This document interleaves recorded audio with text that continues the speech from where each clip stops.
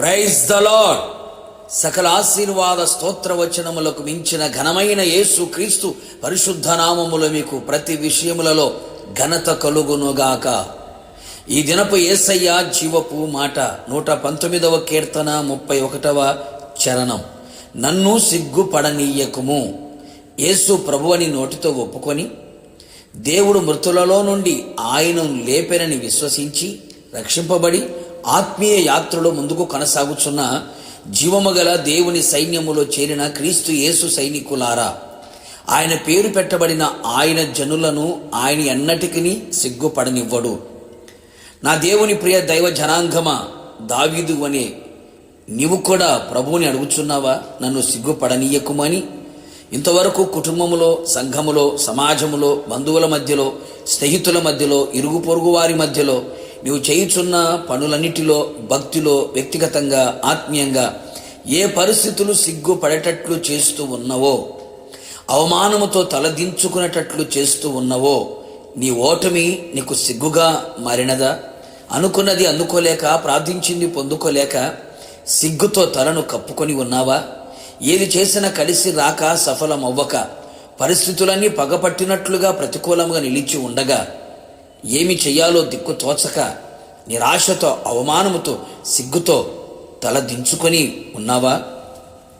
నా ప్రియ దేవుని స్నేహితుడా, దిగులు చెందకు, అధైర్యపడకు, కృంగిపోకు. నీ తల పైకెత్తగల దేవుడు నా యేసయ్య. అవమానము కలిగిన చోట నీకు రెట్టింపు ఘనతను ఇవ్వగల సర్వశక్తి గల దేవుడు నా యేసయ్య. యేసయ్య రక్తముతో కడగబడి, బాప్తిస్మము పొంది, ఆత్మచేత నింపబడి, ఆయన జనముగా, ఆయన పేరు పెట్టబడిన జనముగా నీవు మారుము. నిశ్చయముగా ఆయన నిన్ను సిగ్గుపడనివ్వడు. ఆయన శాసనములను హత్తుకొని నీ హృదయము ఆయన కట్టడల విషయమై నిర్దోషముగా ఉండగలిగితే నిన్ను సిగ్గుపడనివ్వడు. ఆయన ఆజ్ఞలన్నిటినీ లక్ష్యము చేయునప్పుడు నీకు అవమానము కలుగదు. ఆయన యందు సంపూర్ణముగా నమ్మిక ఉంచి ఆయనకు మొర్రపెట్టిన ఎడల సిగ్గుపడక ఉందువు. ఆయన వైపు చూచిన వారు సిగ్గునందక ఉందురు. నీ ప్రతి విషయములో ఆయన నీకు ఆశ్చర్యకరమైన సహాయము చేయును. నీ కుడి చేతిని పట్టుకొని నీకు సహాయము చేయును. మేఘవాహనుడై నీకు సహాయము చేయుటకు వచ్చును. గనుక మీరెన్నటెన్నటికీ సిగ్గునందకయు విస్మయము నొందకయు ఉందురు. మనం నమ్మిన యేసయ్య ఎవరో, ఎలాంటివాడో, ఏమి చేయగలడో, ఆయన సామర్థ్యం సమస్తమును నీవు నమ్మిన ఎడల, నమ్మిన వాణ్ణి సంపూర్ణముగా తెలుసుకొనిన ఎడల ఎప్పుడునూ సిగ్గుపడవు అనే సంగతి గుర్తెరుగుము. ఆయన నీకు సిగ్గుపడనివ్వడు అనే సంగతి గుర్తించుకో. నా ప్రియ దేవుని బిడ్డ, ఈ విధముగా ఆయన సన్నిధిలో నిందారహితముగా నడుచుచు నిలుచుచు ఉందము. ఇక మీదట నీవు, నీ కుటుంబం, నీ కలిగిన సమస్తము ఏ విషయములలో సిగ్గుపడనివ్వకుండా నా యేసయ్య చెయ్యునుగాక.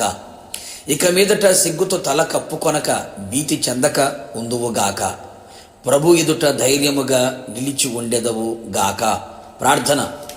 అత్యంత కృపగలిగిన నా ప్రియ పరలోకపు తండ్రి, నీ పరిశుద్ధమైన పాదములకి కృతజ్ఞతాస్తుతులు చెల్లించుచున్నాం. నీ ప్రజలు ఏ పరిస్థితుల మధ్యలో సిగ్గుతో తలదించుకొని, భయముతో, భీతితో, అధైర్యముతో నింపబడి నడిపించబడుతూ ఉన్నారు. కృపతో వారిని జ్ఞాపకము చేసుకొని వారి తల పైకెత్తబడినట్లుగా, సిగ్గుకు, అవమానమునకు బదులుగా రెట్టింపు ఘనత కలుగునట్లుగా ప్రతి విషయంలో మీరే సహాయము చేయొచ్చు. వారి జీవితంలో గొప్ప ఘనతను కలుగు చేయమని కోరుతూ ఉన్నాం. నిశ్చయముగా నమ్మిన బిడల్ని సిగ్గుపరిచే దేవుడు కాదు ప్రభువా. నేందు విశ్వాసం ఉంచు వారిని సిగ్గుపరిచే దేవుడు కానే కాదు.